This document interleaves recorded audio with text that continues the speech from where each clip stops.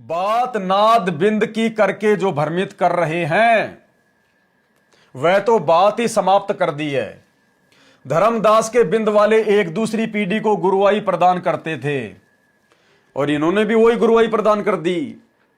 बिना गुरु की आज्ञा के, बिना गुरु के आदेश के, जो डीवीडी की नाम दीक्षा के विषय में आपने पढ़ा, जिसमें गुरुदेव ने कह दिया कि आगे डीवीडी से दीक्षा दी जाएगी, उसको वही दिलाएगा जिसको आदेश दिया जाएगा, चाहे बिंद का हो चाहे नाद का हो। तो आदेश अभी तक गुरुदेव भगवान ने सार्वजनिक तौर पर नहीं दिया है किसी को भी, लेकिन उसके बावजूद भी सतलोक आश्रम मैनेजमेंट हरियाणा ने, गुरुदेव के परिवार ने 500 नामदान केंद्र खोल दिए और 500 नामदान केंद्रों पर तकरीबन 2000 आदमी नाम दीक्षा दिलवाते हैं, नाम दीक्षा। तो इन्होंने तो आगे गुरुवाई दे दी, जगह जगह ब्रांचें खोल दी, नामदान केंद्र खोल दिए, इसी को कहते हैं गुरुवाई। तो इन्होंने तो गुरुवाई शुरू कर दी धर्मदास जी के वंश वालों की तरह। धर्मदास के बिंद वाले एक दूसरी पीढ़ी को गुरुवाई प्रदान करते थे। अब मेरे से आगे कोई गुरु होगा ही नहीं, गुरुदेव कह रहे मेरे से आगे अब कोई गुरु होगा ही नहीं, मैं लास्ट गुरु हूं, मैं ही गुरु रहूंगा। और आगे क्या कह रहे हैं परमात्मा, डीवीडी से सत्संग तथा तीनों प्रकार की दीक्षा दी जाया करेगी। बार बार गुरुजी कह रहे हैं दी जाया करेगी, आगे दी जाया करेगी। ये नहीं कहा कि दी जा रही है, क्योंकि जो सतलोक आश्रम बरवाड़ा में 2009 से डीवीडी से नाम दीक्षा दी जा रही थी, वो गुरुजी के आदेश से नहीं दी जा रही थी। वो किस प्रकार से मनमाना आचरण किया जा रहा था भाई और बहनों, गुरु को सलाह देकर, गुरु को सलाह देकर। क्योंकि जो व्यक्ति ज्ञान को आधार बनाकर अपने गुरु को नहीं पहचान पाएगा, वो व्यक्ति कभी भी गुरु के साथ परमात्मा वाला व्यवहार नहीं करेगा। उसको भय होगा ही नहीं, उसको डर होगा ही नहीं। तो गुरुदेव के कलयुगी परिवार को, उनके भाई को किसी प्रकार का कोई डर, कोई भय नहीं था, क्योंकि इन्होंने कभी भी संत रामपाल जी को परमात्मा की दृष्टि से देखा ही नहीं और ना वर्तमान 2024 तक देख रहे हैं। अब आपको दास एक वीडियो सुनाएगा, क्योंकि भाई और बहनों बहुत सारे संकेत, बहुत सारी लिखी हुई बातें और वीडियो तो दास आपको अक्सर सुनाता ही रहता है, लेकिन जब ये कबीर सागर के सरलार्थ के ऊपर गुरुदेव भगवान की आज्ञा से, उनकी प्रेरणा से दास ने वीडियो बनाने शुरू किए, तो बहुत सारे रहस्य इसमें ऐसे हैं, उन रहस्यों को समझाने के लिए जब तक आपके सामने किसी प्रत्यक्ष दृष्टा को नहीं रखा जाएगा, जिसने उन घटनाओं को देखा है, तो आपको पूर्णतः विश्वास नहीं हो पाएगा। इसलिए दास ने परमात्मा से प्रार्थना की थी कि हे गुरुदेव भगवान, इस दास को तो पूरा विश्वास है परमात्मा आपकी लीलाओं पे, आपके ऊपर, आपके परमेश्वर होने को लेकर, नो डाउट परमात्मा। सौपन में भी कोई पूछेगा कि पवनदास संत रामपाल जी कौन है, तो यही शब्द निकलेगा, जाके अर्ध रोम पर सकल पसारा, ऐसे सतगुरु रामपाल जी भगवान हमारा। लेकिन परमेश्वर बाकी जो भाई बहन हैं उनको और दृढ़ विश्वास हो जाए कि वास्तव में आपका परिवार आपको शुरू से लेकर आज तक एक आम व्यक्ति से ज्यादा कुछ भी नहीं मानता। ये ज्ञान आधार से नहीं चल रहे, ज्ञान आधार से भक्ति नहीं कर रहे, ये संगत में, फोकट में परम भगत बने हुए हैं, लेकिन असल में तत्व ज्ञान की इनको छींट भी नहीं है। ये तो गरीबदास जी की वाणी के अनुसार आपको मानुष ही मानते हैं। गरीब गुरु को मानुष जो गिने, कर चरना अमृत को पान, ते नर नरक में जाएंगे जन्म जन्म बने समान। और गुरु मानुष कर जानते, वो नर कहिए अंध, ओवे दुखी संसार में आगे काल के फंद।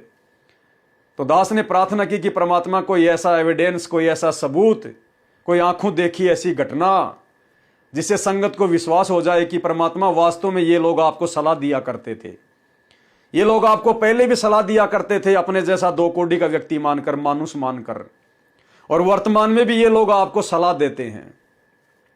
और 2009 में जो डीवीडी से नाम दीक्षा सतलोक आश्रम बरवाड़ा में शुरू हुई थी, वो भी आपको मानुष मानकर सलाह देकर ही शुरू करवाई गई थी कि गुरुजी आपकी उम्र बहुत ज्यादा हो गई, आप अब क्या क्या करोगे, आपने सत्संग भी करना होता है, नाम भी देना होता है, भक्तों को आशीर्वाद भी देना होता है, आपने किताबें भी जो है पढ़नी होती हैं, अब संगत बहुत आने लग गई, तो क्यों ना वो डीवीडी से नाम देना शुरू कर दो, फिर कौन से दिन काम में लोगे।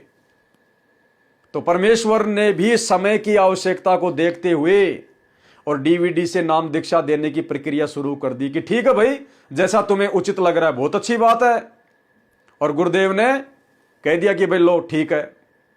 यानी एक होता है गुरुजी से प्रार्थना करके फिर कोई चीज प्राप्त करना, कोई आज्ञा प्राप्त करना, वो आज्ञा नहीं होती, वो तो आपकी तरफ से प्रार्थना है, आपकी तरफ से सलाह है।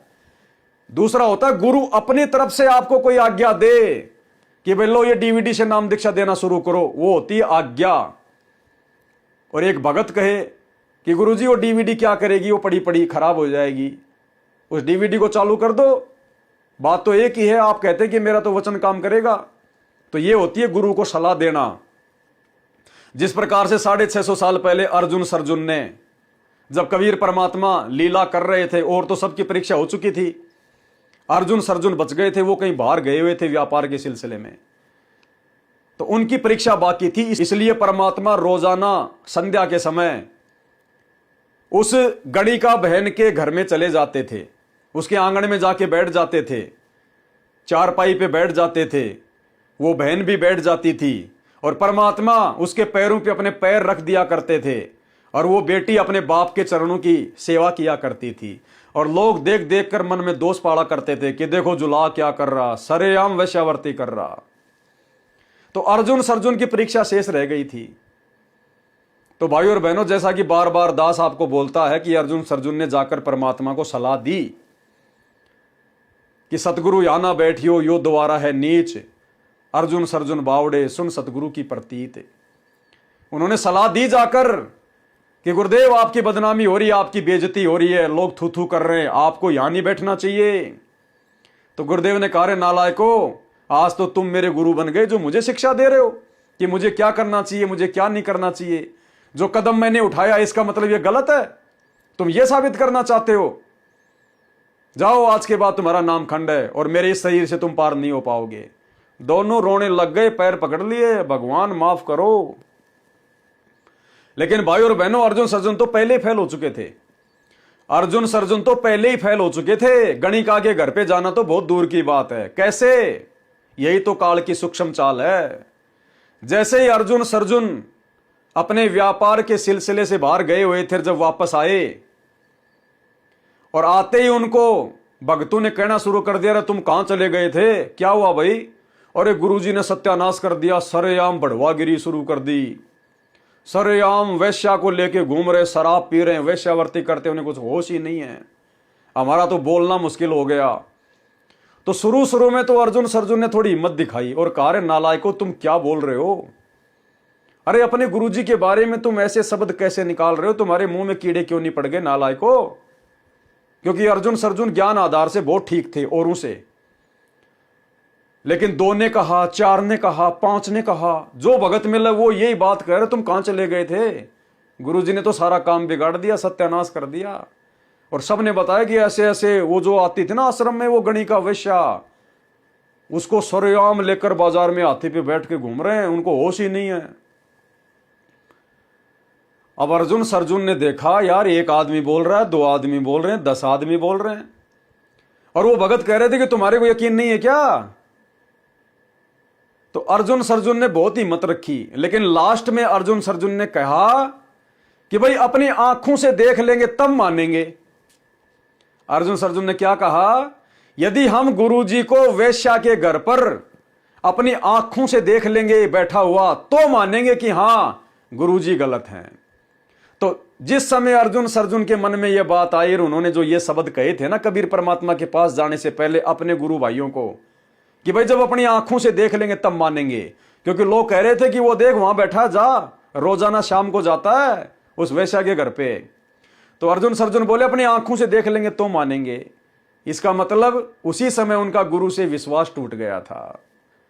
अरे आंखों से देख लोगे तो क्या गुरु क्या बढ़वा हो जाएगा? आंखों से देख लोगे तो क्या गुरु जो है वो गलत हो जाएगा, गंदा हो जाएगा? लेकिन उनके मन में जैसे ये बात आई, ये शब्द निकले कि आंखों से देखेंगे तो मानेंगे, उसी समय अर्जुन सर्जुन फेल हो गए थे। आगे जाके तो पूरी राम कहानी आपको है ही याद। तो ठीक इसी प्रकार भाई और बहनों, परमेश्वर ने दास के ऊपर दया बख्शी और आज इस वीडियो के लिए मुझे वो प्रत्यक्ष, वो दृष्टा, जिसने वो घटना आंखों से देखी हो, कानों से सुनी हो कि हां गुरुजी का भाई और गुरुजी का परिवार गुरुजी को कितना मानते थे, कितना पहचानते थे, और गुरु का भाई किस कदर अपने भाई को सलाह दिया करता था, यानी महेंद्र संत रामपाल जी को सलाह दिया करता था। महेंद्र उनको परमात्मा नहीं मानता था, नाम दीक्षा जरूर उनसे ले रखी थी। तो भाई और बहनों, 2-3 दिन पहले ही, यानी ये वीडियो बनाने से 1 दिन पहले, और गुरुजी के छोटे कलयुगी बेटे मनोज का इंटरव्यू आया 1 घंटे का। और जैसे मैंने इंटरव्यू के बारे में देखा, मैं समझ गया कि परमात्मा ने इंटरव्यू तेरे लिए भेजा है। मैंने इंटरव्यू देखा और भाई और बहनों, उसको मैंने डाउनलोड किया। जो जो पॉइंट थे आप लोगों को समझाने की दृष्टि वाले, वो मैंने उनको काट के अलग कर लिया। हर वीडियो में आगे मैं आपको दिखाता रहूंगा जहां जहां उनकी आवश्यकता पड़ेगी। और ये पूरी तरह से क्लियर हो गया कि गुरुजी का परिवार आज भी गुरुजी को परमात्मा नहीं मानता है। दीपक नीचे हमेशा अंधेरा ही होता है, ये परम सत्य है। घर का जोगी जोगना, बाहर का जोगी सिद्ध, ये गुरुजी के परिवार वालों ने ये चरितार्थ कर दिया। अब आपको समझ में आएगी भाई और बहनों, ये सारी बातें जो दास पहले से कहता हुआ आ रहा है कि 2009 सतलोक आश्रम में जो डीवीडी से नाम दीक्षा दी जा रही थी, वो संत रामपाल जी का आदेश नहीं था, और ना वर्तमान 2014 बरवाला कांड के बाद जो डीवीडी से नाम दीक्षा दी जा रही है, ये गुरुजी का आदेश है। नहीं, बिल्कुल नहीं है। तो किस प्रकार से महेंद्र ने गुरुजी को 2009 में सलाह दी होगी, अब आपको समझ में आएगी। गुरुजी के छोटे बेटे मनोज के इंटरव्यू के माध्यम से मनोज ने क्या घटना बताई अपने चाचा श्री के बारे में, महेंद्र जी के बारे में। यह वीडियो है भाई और बहनों, आप सबकी आंखों के सामने है, और थोड़ा सा मैं आपको वर्बली बता देता हूं। इस वीडियो में गुरुजी के छोटे लड़के मनोज ने बताया कि जब मैं छोटा सा था, उस समय मैं गुरुजी के साथ में भी जाया करता था दादा गुरुजी के आश्रम में, क्योंकि हम सबको गुरुजी ने दादा गुरुजी से उपदेश दिलवा रखा था। और जब दादा गुरुजी ने सतगुरु रामपाल जी को सत्संग करने का, नाम उपदेश देने का आदेश दे दिया था, सन 1994 के बाद की बात है, यह ध्यान रखना। जिस समय महेंद्र ने भी सतगुरु रामपाल जी से उपदेश ले लिया था, और महेंद्र ने सारनाम भी प्राप्त कर लिया था संत रामपाल जी से। पूरे के पूरे संत रामपाल जी के परिवार ने फिर 1994 के बाद संत रामपाल जी से उपदेश ले लिया था। उसके बाद गुरुदेव भगवान ने गांव गांव जाकर सत्संग करने शुरू कर दिए, और गुरुदेव ने अपने परिवार को त्याग दिया। अपनी नौकरी से भी गुरुदेव भगवान ने रिजाइन दे दिया, और गुरुदेव गांव गांव जाकर सत्संग करने लगे। अपने घर पर नहीं जाते थे, बिल्कुल परमानेंट अपने घर को छोड़ दिया था। इस बात का गुरुदेव भगवान भी कई बार अपने सत्संगों में जिक्र करते हैं कि सन 1995 के बाद इस दास ने अपने परिवार की तरफ फिर मुड़ के नहीं देखा। तो यह सन 1995 के बाद की घटना है, जब गुरुजी गांव गांव जाकर सत्संग करते थे, पाठ करते थे। उस समय फिर गुरुदेव की कलयुगी पत्नी, जिसको संगत वाले अनारो माई कहते हैं, उस अनारो माई को बड़ी टेंशन हो गई, बड़ी चिंता हो गई कि भाई बच्चों के पिताजी तो घर ही नहीं आते, घर पे आना छोड़ दिया। पहले तो जेई की नौकरी करते थे, बढ़िया 30-40 हजार रुपए की तनख्वाह आती थी, अच्छे से खाते थे, अच्छे से पहनते थे, अच्छे से रहते थे, किसी चीज की कोई दिक्कत नहीं थी। और अब तो ये सारा का सारा पैसा सत्संगों में लगा रहे हैं, घर पे आते नहीं, खर्चा पानी कुछ देते नहीं, तो बच्चों की परवरिश कैसे होगी, हमारा घर कैसे चलेगा। जबकि उस समय गुरुदेव का जो बड़ा लड़का है वीरेंद्र, उसकी शादी भी हो चुकी थी, खूब बड़ा हो रहा था, उसकी शादी भी हो चुकी थी, और गुरुजी की बड़ी वाली लड़की अंजू की भी शादी हो चुकी थी। यानी गुरुदेव के एक लड़के और एक लड़की की शादी हो चुकी थी। मंजू और मनोज, ये दोनों छोटे थे, ये दोनों स्कूल में जाया करते थे। तो मनोज ने अपने इंटरव्यू में बताया, जो आप सुनने वाले हैं, कि गुरुदेव भगवान ने जब घर पे आना छोड़ दिया, जब सत्संग ज्यादा करने लग गए, संगत में ज्यादा रहने लग गए, घर को त्याग दिया, तो मेरी माताजी को बड़ी चिंता हो गई, बड़ी परेशानी होने लगी कि अब हमारा घर कैसे चलेगा, हमारे बच्चे कैसे पढ़ेंगे, जबकि नाम ले रखा। दादा गुरुजी से 1989 में नाम ले लिया था पूरे परिवार ने, फिर 1994 से संत रामपाल जी से नाम ले लिया। उसके बाद भी रोजी रोटी की टेंशन, बड़ा लड़का शादीशुदा, थोड़ी बहुत घर में जमीन भी थी, मकान जो है वो किराए पे भी दिया करते थे, भैंस भांस भी रखा करते थे, फिर भी टेंशन। जबकि उनसे नीची स्थिति में तो आज लाखों की संगत है, वो भी शिकायत नहीं करती अपने परमात्मा से। तो मनोज ने कहा कि मेरी माताजी अनारो माई को बड़ी चिंता हुई, बड़ी टेंशन हुई कि हम क्या करेंगे, कैसे हमारा परिवार चलेगा।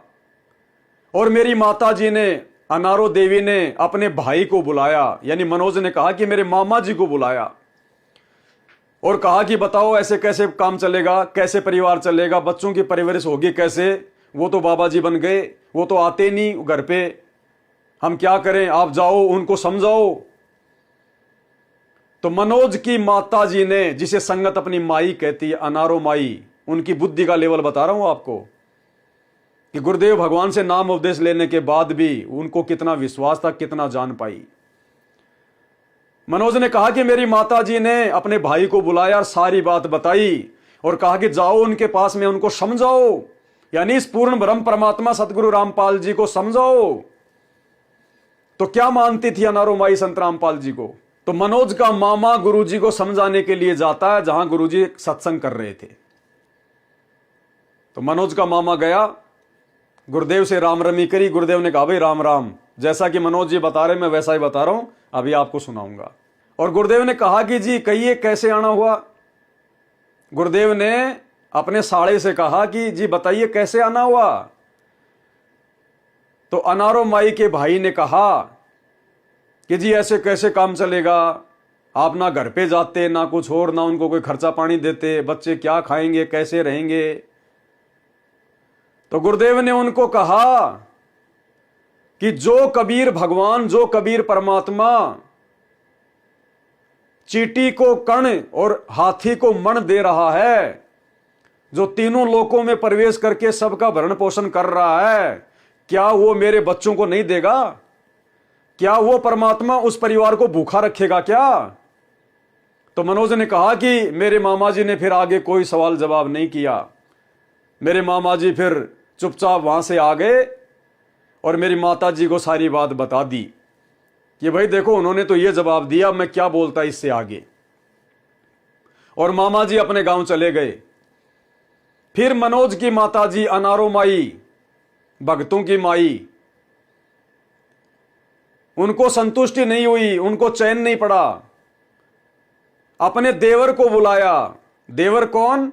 भगत महेंद्र दास, संत रामपाल जी के छोटे भाई, जिन्होंने दादा गुरुजी से नाम ले रखा था सन 1992 में, और 1994 में फिर संत रामपाल जी से नाम लिया, फिर सार नाम ले लिया। तो महेंद्र दास जी आए और अनारो देवी ने कहा कि जाकर अपने भाई को समझा, न्यू थोड़े काम चल रहा है, टाबर के खावेंगे, घर क्यों कर चल लेगा,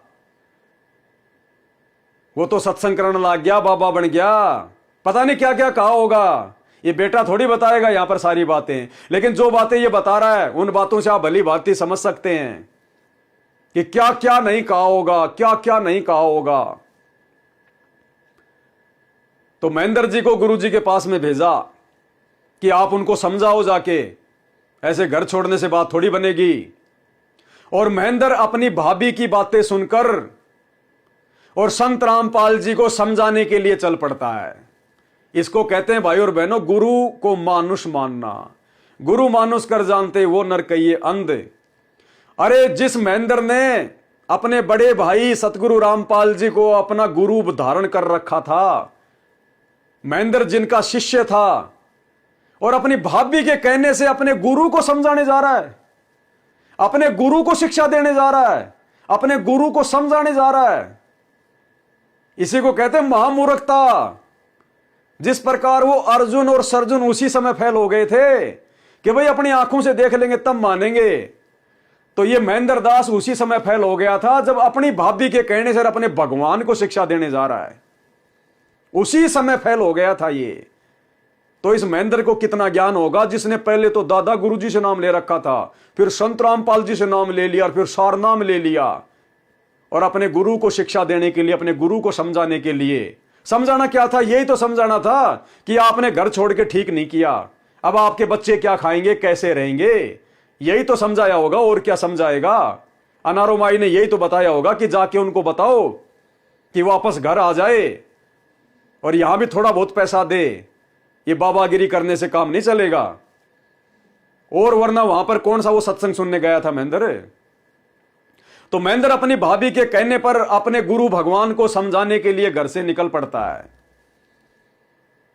और जाकर गुरुदेव भगवान को समझाया कि जी आप नौकरी भी करते रहो, घर भी आते जाते रहो, और अपने सत्संग भी करते रहो। क्या सलाह दे रहा है जी? घर भी आते जाते रहो, आपने तो आना जाना छोड़ दिया, और नौकरी भी करते रहो, और अपने सत्संग भी करते रहो। यानी महेंद्र गुरुजी के साथ में कोई सहयोग नहीं करता था। उस समय गुरुदेव भगवान के संघर्ष में ना उनका परिवार साथ दे रहा था, ना उनका भाई साथ दे रहा था। ये अकेला संघर्ष गुरुदेव भगवान ने किया भाई और बहनों, सन 1994 से सन 2000 तक ये पूरा का पूरा संघर्ष। क्योंकि गुरुदेव का भाई सन 2005 में गुरुदेव से जुड़ा, नाम तो बहुत ही जो है वो पहले ले लिया था, लेकिन अपनी जो पुलिस की नौकरी छोड़कर 2005 में फिर ये गुरुजी के साथ में घूमने लगा। और गुरुजी का परिवार जो दादा गुरुजी से नाम दीक्षा ली हुए था, फिर संत रामपाल जी से दीक्षा ले ली, लेकिन फिर वो गुरु का परिवार, वो कलयुगी परिवार 2006 करोथा कांड के बाद जब गुरुजी 21 महीने जेल काट कर आए, उसके बाद में गुरुजी के साथ में सत्संगों में आने लगा। उससे पहले गुरुजी का कोई सहयोग नहीं करता था, ना गुरुजी के बेटा बेटी, ना भाई बंधु, ना रिश्तेदार, कोई गुरुजी का कोई सहयोग नहीं करते थे। आपको गुरुजी के मुख से सुनाएंगे कि बच्चों आज से 20-30 साल पहले मेरा कोई सहयोग नहीं करता था। तो महेंद्र ने जाकर गुरुदेव को सलाह दी, और गुरुदेव ने महेंद्र से कहा कि महेंद्र, उनको जाके कह देना कि औरों से भी अच्छी परमात्मा उनकी परवरिश करेगा, औरों से भी अच्छी परमात्मा उनकी परवरिश करेगा। पहले आप ये वीडियो सुनिए, फिर आपको आगे का वीडियो सुनाएंगे कि गुरुजी का परिवार उस संघर्ष के समय में उनका सहयोग करता था या उनके विरुद्ध था।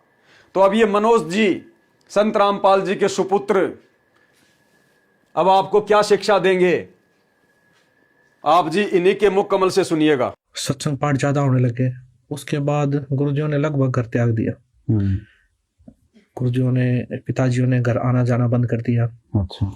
आजीविका साधन सैलरी थी तो वो बंद हो गई थी। तो मम्मी को बड़ी चिंता हुई इस चीज के लिए कि अब कैसे खर्चा चलेगा। जी बिल्कुल। और कैसे परवरिश होगी बच्चों की। तो मम्मी जी ने क्या किया, मेरे मामा जी को बुलाया। अच्छा।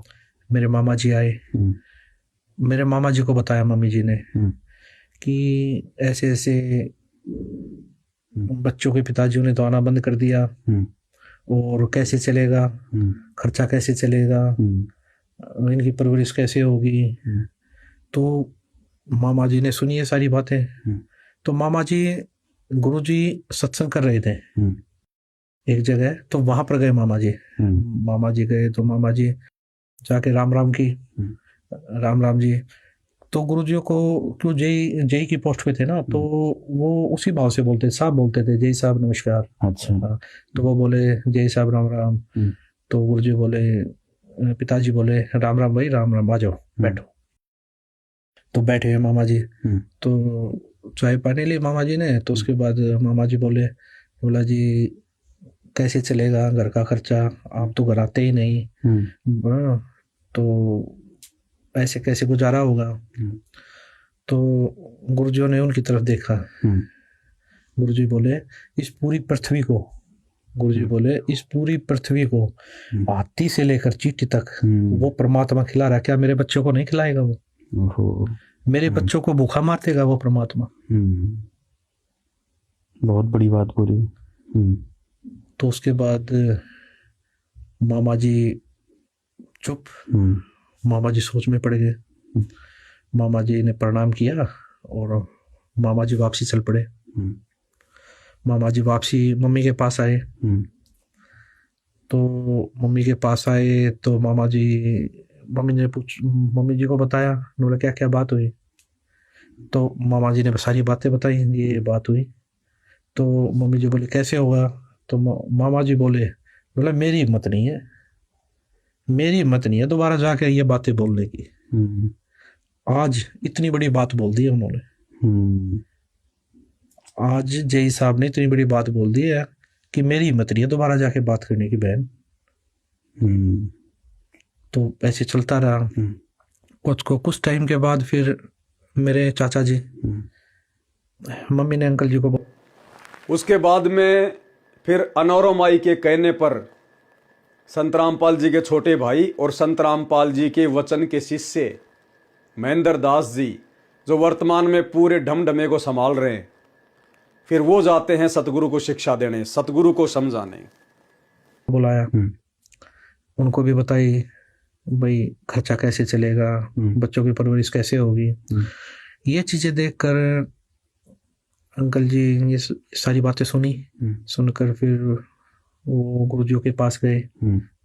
गुरुजियों के पास जाकर बोले जी आप सत्संग में जाते हो, भाई सत्संग में जाते हो आते हो, कोई बात नहीं, घर पे भी आ जाया करो। और नौकरी चलती रहेगी और सारा नौकरी चलती रहेगी और बच्चों की भी परवरिश होती रहेगी। तो ये चीजें सुनकर गुरुजी बोले महेंद्र, अगर मैं आज मर जाता तब उन बच्चों की परवरिश कौन करता। अच्छा, आज मैं मर जाता तब उन बच्चों की परवरिश कौन करता। आज मैं जिस भगवान के शरण में लगा हूं ना, वो पूर्ण परमात्मा है, वो उनकी भी परवरिश करेंगे और उनकी जीवन रक्षा भी करेंगे। वो पूर्ण परमात्मा है, वो ऐसा भगवान है। गुरुजी बोले महेंद्र, अब उस सच्चे सरकार की नौकरी करेंगे। अब नौकरी बहुत कर ली, इस झूठी सरकार की नौकरी बहुत कर ली। अच्छा, अब सच्चे सरकार की नौकरी करेंगे। अब ज्ञान हो गया उस सच्चे सरकार की नौकरी का, अब नौकरी उसकी करेंगे। अब झूठे सरकार की नौकरी मुझसे नहीं होगी भाई।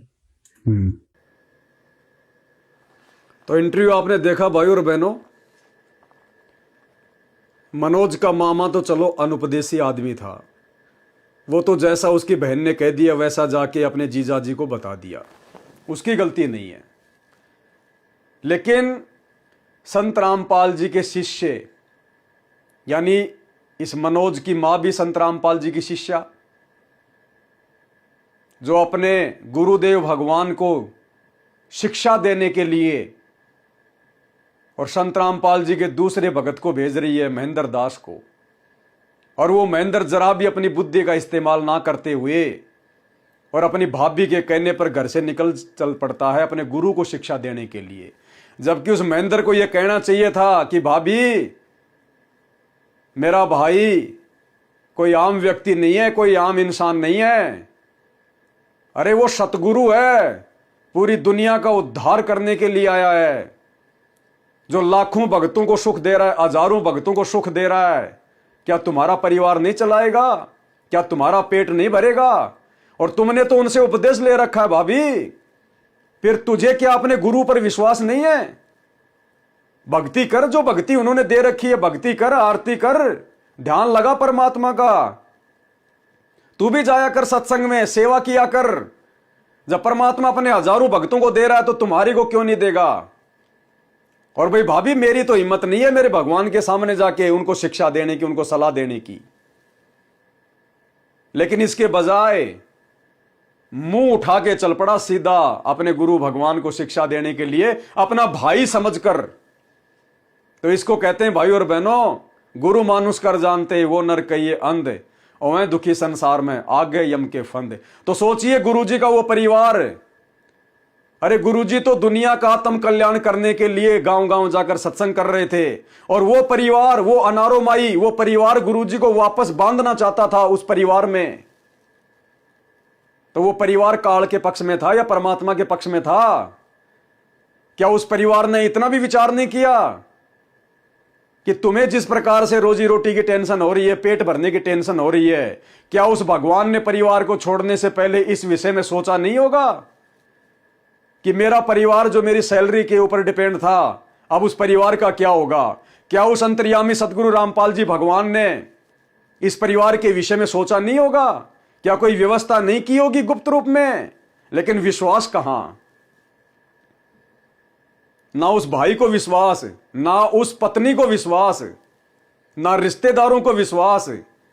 तो संत रामपाल जी के शुरुआती संघर्ष में साथ किसने दिया? उनके किसी भी परिवार के मेंबर ने साथ नहीं दिया, वो तो उल्टा उनका पैर खींच रहे थे। अब ये मनोज तो छोटा था उस समय, कोई बात नहीं, मंजू भी छोटी थी, ये तो स्कूल में जाया करते थे, पढ़ा करते थे, इनमें तो इतनी बुद्धि नहीं थी, कोई बात नहीं। अनारो माई में तो बुद्धि थी, महेंद्र में तो बुद्धि थी। महेंद्र तो उस समय जो है वो पुलिस में नौकरी करता था, कोई बालक नहीं था, कोई स्कूल नहीं जाता था।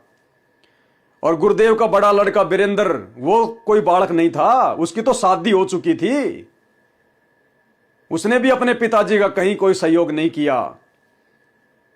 और आगे आपको दिखाते हैं ये दोनों लड़के, ये गुरुदेव भगवान के दोनों कलयुगी सुपुत्र। जिस समय हमारे गुरुदेव भगवान गांव गांव जाकर सत्संग करते थे, लोगों की गालियां खाया करते थे, लोग उनके सत्संगों में बाहर से जो है वो पत्थर फेंका करते थे। दिन रात एक कर रखी थी परमात्मा ने, पाठ पाठ कर करके, सत्संग कर करके लोगों को समझाने के लिए। उस संघर्ष के दौर में गुरुजी का परिवार माया जोड़ने में लगा हुआ था। ये दोनों लड़के माया अर्जित करने में लगे हुए थे, धन इकट्ठा करने में लगे हुए थे। अब उसके बाद इसकी आगे की बातें सुनाऊंगा आपको। जब गुरुदेव ने महेंद्र को कहा कि महेंद्र, परमात्मा उस परिवार की औरों से अच्छी परवरिश करेगा, उनको कह देना मेरी तरफ ना देखें और दोबारा ना आना मुझे सलाह देने के लिए। महेंद्र आ गया।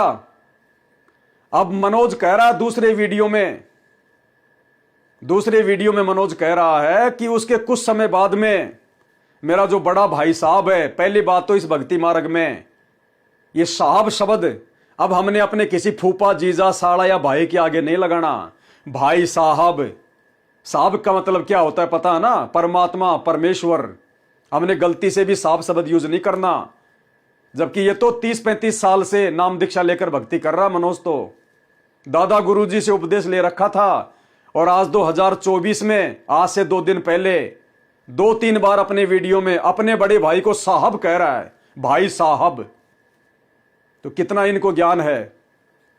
उसके बाद क्या हुआ, आगे मनोज ने बताया कि थोड़े समय बाद में गुरुजी का आशीर्वाद फला और मेरे बड़े भाई साहब ने रोहतक में एक जो है परचून की दुकान की, जनरल स्टोर, किराने की दुकान की।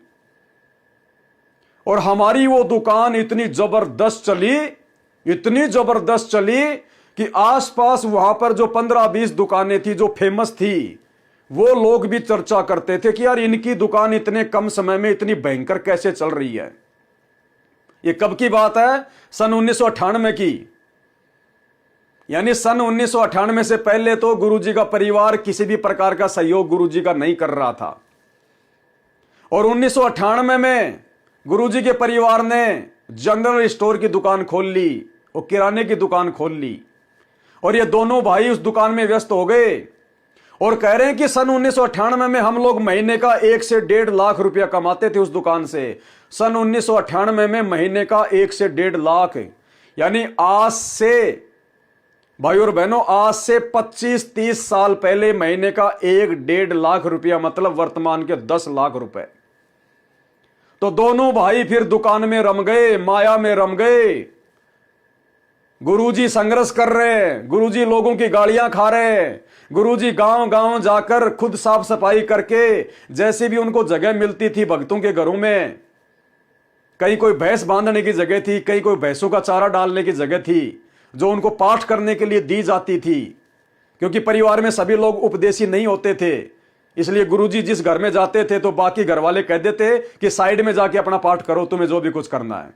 तो जहां पर भैंसें बांधी जाती थी, जहां पर भैंसों का चारा डाला जाता था, ये महेंद्र कह रहा है कि गुरुजी खुद अपने हाथों से साफ सफाई करते थे। जाड़े वाले गुरुजी अपने हाथों से हटाया करते थे। वो भैंसों के पेशाब करने की जगह गुरुजी खुद साफ करते थे, भगत तो बाद में आते थे फिर। और उस समय ये दोनों भाई महीने का 1.5 लाख रुपए 1998 में कमाने में लगे हुए थे। ये दुकान में रम रहे थे, काल की बेगार कर रहे थे। अरे बाप ने तो जेई की नौकरी छोड़कर दुनिया के आत्म कल्याण हेतु गांव गांव जाकर संघर्ष किया, और ये दोनों भाई दुकान में महीने का 1.5 लाख कमाने में बिजी थे। तो कहां गुरुदेव के परिवार ने गुरुदेव के संघर्ष में सहयोग दिया? अब सुनिए इस भाई का आगे का वीडियो कि कैसे इसके बड़े भाई ने फिर परचूनर की दुकान खोली, और कैसे ये दोनों भाई फिर माया प्राप्ति में रम गए। इसी के मुकम्मल से सुनिए भाई। और आप कह रहे हो कि बच्चों का गुजारा कैसे होगा? फिर गुरुजी बोले, मैं तो जाके बोल दिया उनको, और उसे अच्छा गुजारा चलेगा उनका। अंकल जी ने बताया, गुरुजियों ने एक शब्द भी गाया, बड़ा मार्मिक शब्द गाया गुरुजियों ने। अच्छा। वो शब्द गाकर फिर गुरुजियों ने आशीर्वाद दिया, बोला महेंद्र बोल दियो उनको, जो और है ना वहां पर है उनसे ज्यादा अच्छा गुजारा चलेगा उनका। उससे कुछ दिन के बाद मेरे बड़े भाई साहब है, उन्होंने दुकान की, उन्होंने परचून की दुकान की, और गुरुदेव जी का आशीर्वाद से, गुरुदेव जी की दया से वो दुकान ऐसी चली, वहां पर जितनी भी दुकानें जिनकी 20-20 साल की चली हुई थी, वो भी चर्चा करते थे, वो भी आश्चर्यचकित थे, इनके इतनी अच्छी दुकान कैसे चल रही है। अच्छा। इतनी भीड़ लगती थी हमारी दुकान पे, उदाहरण था हमारी दुकान का। इतने अच्छा। कम समय में इतनी प्रोग्रेस हमने जीवन में पहली बार देखी है। तो हमारी इतनी अच्छी दुकान चली कि महीने में हम 1 से 1.5 लाख रुपए मंथली कमा रहे थे उस समय। अच्छा। 1998-1999 में संत रामपाल जी महाराज का आशीर्वाद फल गया। जी, संत रामपाल जी महाराज जी का आशीर्वाद, वो आशीर्वाद दिया हुआ गुरुजियों का, वो फल रहा था उस समय। उस समय 1 से 1.5 लाख रुपए हम कमा रहे थे उस परचून की दुकान से। जिस समय इनका बाप, इनका गुरु अवर्णनीय संघर्ष कर रहा था दुनिया से, उस समय ये लोग 1 से 1.5 लाख रुपए कमा रहे थे, माया जोड़ने में लगे हुए थे। वो माताजी भी बड़ी खुश थी, दोनों बेटे भी बड़े खुश थे, बेटी भी बड़ी खुश थी कि घर में पैसा आ गया, अब बाप जाओ भाड़ में, जो मर्जी करो बाप, हमें कोई लेना देना नहीं, चाहे बाबागिरी करो चाहे ना करो, बस हमारे घर में तो माया आनी चाहिए थी। हमारे घर में माया आ गई। तो भाई और बहनों, 1994 से लेकर 1998 तक तो गुरुजी के परिवार ने वैसे किसी प्रकार का कोई सहयोग नहीं किया, और 98 में फिर इन लोगों ने अपनी दुकान खोल ली। फिर ये महीने का 1 से 1.5 लाख रुपए कमाने में लग गए। तो करोथा कांड के बाद में फिर ये सभी लोग गुरुजी के पास में आने लगे, क्योंकि इनकी दुकान हो गई फैल, क्योंकि भक्ति इन्होंने की नहीं, इनके पुण्य हो गए खत्म, दुकान धीरे धीरे फैल हो गई। उसके बाद में करोथा कांड हो गया, ये दुनिया के सवालों के जवाब दे नहीं पाए, दुकान कर दी बंद। फिर गुरुजी 21 महीने जेल काट के बाहर आए, धीरे धीरे संगत जुड़ने लगी, आश्रम में दान धर्म आने लगा। तो इनको तो माया चाहिए थी, ये परिवार फिर से वापस गुरुजी के पास सत्संग में आने लग गया, बरवाला में आने लग गया, और फिर उन्होंने अपना प्रभाव जमा लिया कि हम तो गुरुजी के ठेकेदार हैं। जबकि गुरुजी के संघर्ष के समय में ये लोग मुंह छुपा के फिर रहे थे, माया जोड़ने में लगे हुए थे। तो यह है गुरुदेव के भगवान की अमर कहानी। यह कोई सामान्य इंटरव्यू नहीं है भाई और बहनों। अभी तो मैंने आपको इस इंटरव्यू के खाली 2 ही वीडियो सुनाए, मैंने बहुत सारे वीडियो काट के रखे हुए हैं जो आगे कबीर सागर के सरलार्थ में आप और हमारे बहुत काम आएंगे। अगला जो 9 नंबर का पार्ट है वो बहुत ही ज्यादा महत्वपूर्ण है, बहुत ही ज्यादा इंपॉर्टेंट है। इस मनोज का वीडियो हमारे विश्वास को बढ़ाएगा कि ये गुरुदेव का कलयुगी परिवार, उनके बेटा बेटी तो गुरुदेव को नहीं समझ पाए कि ये पूर्ण ब्रह्म परमात्मा है, लेकिन इनके मुख कमल से परमात्मा ने बुलवा दिया कि संत रामपाल जी कौन थे, कौन हैं। ये लोग आज भी नहीं समझ पा रहे। तो इन लोगों को नहीं पता कि ये अपने इंटरव्यू में क्या बोल रहे हैं, इनकी बुद्धि ऑफ है, लेकिन परमात्मा ने इनके मुंह से बुलवा दिया। आप और हम सत्सेवकों के विश्वास को दृढ़ करने के लिए इन सात संगतियों की वीडियो के माध्यम से जब हम इनके बोल वचनों को सुनाएंगे संगत को कि देखो इनके विचार गुरुदेव भगवान के प्रति, तो हमारा विश्वास बढ़ेगा कि वास्तव में सतगुरु रामपाल जी भगवान के असली बेटा बेटी तो हम हैं, संगत वाले, उनके नाद के शिष्य, उनके वचन के शिष्य, ये परिवार वाले, ये तो काल प्रेरित हैं। तो भाई और बहनों, हाथ कंगन को आरसी क्या, पढ़े लिखे को फारसी क्या। अगर मैं पवन दास अपनी तरफ से कुछ कहूं तो शायद किसी को यकीन ना हो, लेकिन आपने खुद गुरुदेव भगवान के कलयुगी बेटे के मुख से सुन लिया कि जिस समय गुरुदेव भगवान के संघर्ष का समय था, घोर संघर्ष का समय, जिस समय उन्होंने भक्ति की नींव डाली, अपने 13वें पंथ की शुरुआत की, उनको संघर्ष करना पड़ा गांव गांव जाकर। उस समय गुरुदेव का परिवार उनका किसी भी प्रकार से कोई भी सहयोग नहीं कर रहा था, उल्टा उनके मनोबल को तोड़ा करता था, कभी अपने रिश्तेदारों को भेजकर, कभी अपने भाई बंधुओं को भेजकर। और दोनों बेटे उस संघर्ष के समय में महीने का 1 से 1.5 लाख रुपया कमाने में लगे हुए थे। तो आपने गुरुदेव के छोटे कलयुगी बेटे मनोज के मुंह से सुन लिया कि उन शुरुआती दिनों में उनके परिवार ने गुरुदेव का सहयोग किया या नहीं किया। और अब जो हिसार जेल से ऑडियो आ रही है गुरुदेव भगवान की, उन ऑडियो में भी गुरुदेव भगवान ने स्पष्ट तौर से कह दिया कि बच्चों, उस शुरुआती समय में मेरा कोई भी सहयोग नहीं कर रहा था। गुरुदेव कह रहे हैं बच्चों, आज से 20-30 साल पहले इस दास का कोई भी सहयोग नहीं कर रहा था, कोई भी। लेकिन ये तो परमात्मा का वचन है, इसलिए फल गया। वरना उस शुरुआती समय में आज से 20 साल 30 साल पहले मेरा कोई भी सहयोग नहीं कर रहा था। यानी गुरुदेव ने स्पष्ट कर दिया कि मेरा परिवार किसी भी प्रकार से मेरा सहयोगी नहीं था, जो आज मेरे जेल में आने के बाद पीछे से संगत के ठेकेदार बने फिर रहे हैं कि सब कुछ हम ही कर रहे हैं। सुनिए गुरुदेव के मुख कमल से।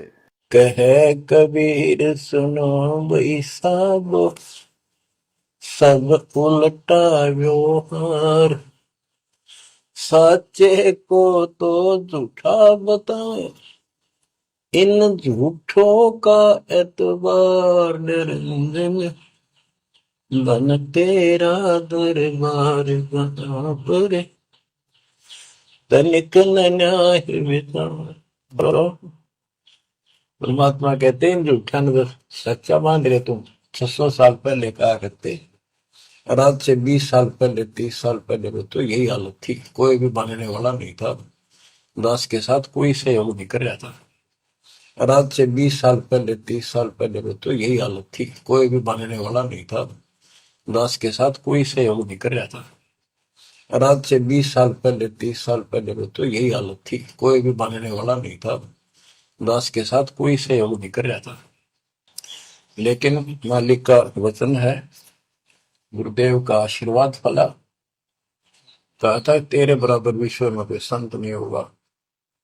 तो चलिए भाई और बहनों, अब हम आगे बढ़ते हैं उस लेटर के ऊपर कि आगे परमेश्वर ने क्या कुछ लिखा है, क्या कुछ हमें समझाना चाहा है, क्या कुछ हमारे को बताना चाहा है।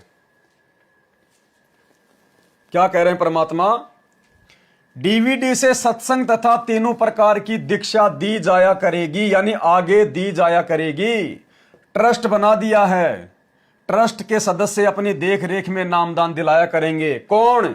जिनको गुरुदेव भगवान हिसार जेल से बाहर आने के बाद में सार्वजनिक तौर पर आदेश देंगे, वो, ना कि गुरुदेव का कलयुगी परिवार। ट्रस्ट बना दिया है, ट्रस्ट के सदस्य अपनी देख रेख में नामदान दिलाया करेंगे।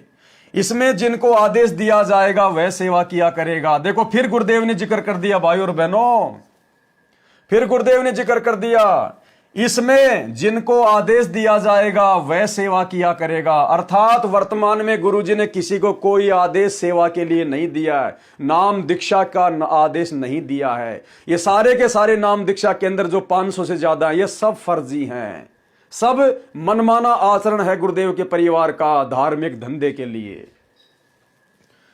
इसमें जिनको आदेश दिया जाएगा वह सेवा किया करेगा।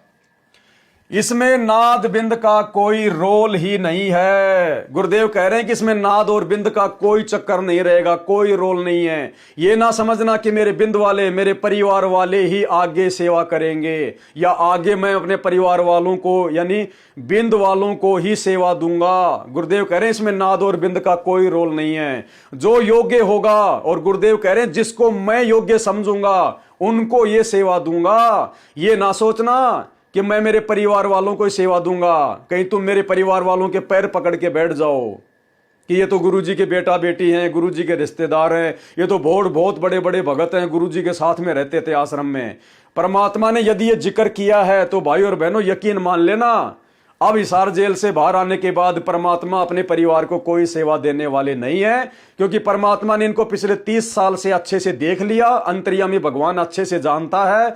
अपने बच्चों के बारे में परमात्मा ने वीडियो में बोल ही दिया कि मुझे अच्छे से पता है उनका आचार विचार व्यवहार का, वो क्या करते और क्या वर्तमान में वो गंदगी फैला रहे हैं संगत में। और 2014 बरवाला कांड के समय अपने भाई को देख लिया, सतलोक आश्रम मैनेजमेंट हरियाणा को देख लिया, और वर्तमान में पिछले 10 साल से परमात्मा जेल में बैठ के अपने परिवार की बकवादों को देख रहे हैं, किस प्रकार से इन्होंने संगत में बकवादें शुरू कर रखी है। इसमें जिनको आदेश दिया जाएगा वह सेवा किया करेगा, इसमें नाद बिंद का कोई रोल ही नहीं है।